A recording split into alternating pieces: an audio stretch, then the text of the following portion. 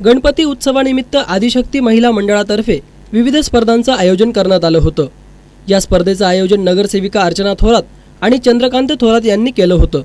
या स्पर्धेतील विजेत्यांचा पारितोषिक वितरण समारंभ गौरी शंकर मंगल कार्यालयात संपन्न झाला। मान्यवरांच्या हस्ते महात्मा गांधी आणि लाल बहादूर शास्त्री यांच्या प्रतिमेला पुष्पहार अर्पण करून दीपप्रज्वलन करण्यात आलं।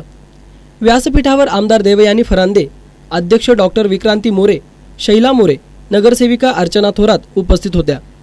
नगरसेविका थोरात यांनी आमदार फरांदे, डॉक्टर विक्रांती मोरे, शैला मोरे यांचा सत्कार केला। स्पर्धेला विविध क्षेत्रातील महिलांचा उत्स्फूर्त प्रतिसाद लाभल्याची माहिती नगरसेविका अर्चना थोरात यांनी दिली आहे।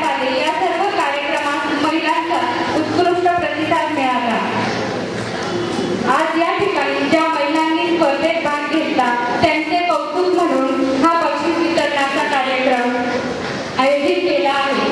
तसेच सामाजिक कार्य व खेळाडूंचा कला क्षेत्रात नवीन नावलौकिक करण्यासाठी सरकार आयोजन केला आहे। आज या ठिकाणी आपल्या नाशिक शहराच्या माननीय आमदार प्राध्यापिका सौ देवयानी फरांदे या प्रमुख पाहुण्या उपस्थित झाल्या, त्याबद्दल मी आपल्या सर्वांच्या वतीने त्यांचे आभार मानते। आणि आमदार देवयानी फरांदेंनी आदिशक्ती महिला मंडळाने राबवलेल्या उपक्रमाचं कौतुक केलं।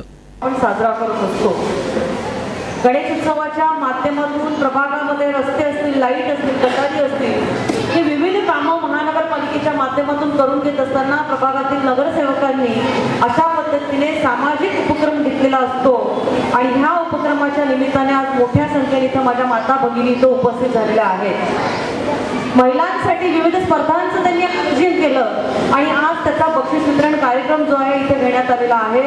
त्यांनी घेतलेल्या हा उपक्रमाबद्दल मी अभिनंदन करते, त्यांना धन्यवाद देते, त्यांचं कौतुक करते की प्रभागातील नगरसेवकांना समाजामधील विविध घटकांना उभारण्यासाठी आणि या महिला घटकांसाठी काम करत असताना त्यांच्यासाठी विविध स्पर्धांचं आयोजन करणं हे देखील तेवढंच महत्त्वाचं आहे। पूर्वीच्या कालावधीमध्ये असं होतं की महिला घरामधून बाहेर पडत नव्हत्या आणि त्यामुळे महिलांनी घरामधून बाहेर पडावं म्हणून आपण हळदी कुंकूचे कार्यक्रम साजरे करायला लागलो।